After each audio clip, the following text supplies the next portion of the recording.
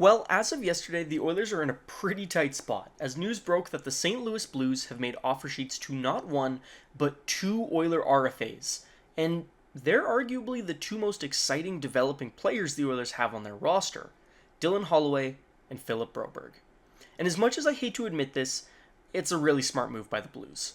Both of these guys absolutely look ready for a full-time roster spot going into this season. Holloway has previously spent time on the Draisaitl line where he's fit in nicely, and Broberg looked like an absolute stud when he came in during Edmonton's playoff run. I've heard lots of talk about him developing into a top 4 defenseman, and you can definitely see why. Both players had good playoff stats too, which is obviously important for Edmonton as they're gearing up to take another serious run of the Cup this year. Holloway played 25 postseason games, put up 7 points, and was a +4.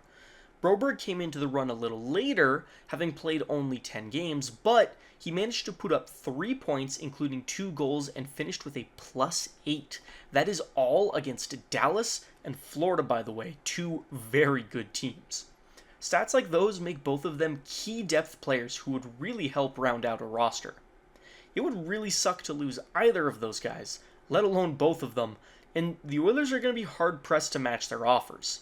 Holloway is signed at $2.3 million for the next 2 years, while Broberg is signed at just over $4.5 for the next 2 as well.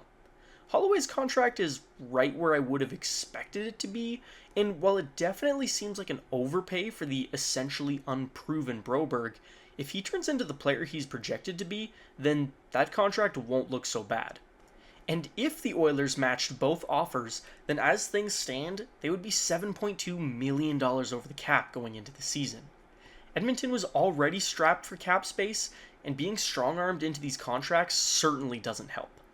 I'm honestly baffled that the Oilers left these signings to hang for so long, especially when it's being reported that Broberg was asking for something in the range of $1.8 million, which seems very reasonable to me.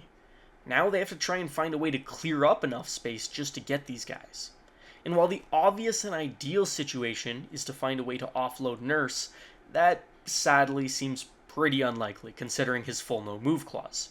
It's looking like Evander Kane is going to need surgery and will start the season on LTIR, so that would take $5.1 million off the cap to start. From there, I think it's highly likely that we see Cody Ceci leave in a trade. That would clear another $3.25. They would have to clear roughly another $4 million for when Kane returns, but at least they would be cap compliant come the start of the season. That being said, cap struggles are nothing new for the Oilers, and I do ultimately think that keeping Broberg and Holloway is the right call. That being said, I doubt that we can keep both, and I think we should prioritize Broberg if we have to pick one. But let me know what you think. Will either of these players still be Oilers come next season? And if so, what moves will the Oilers make in the next couple days to make it work? Let me know down below.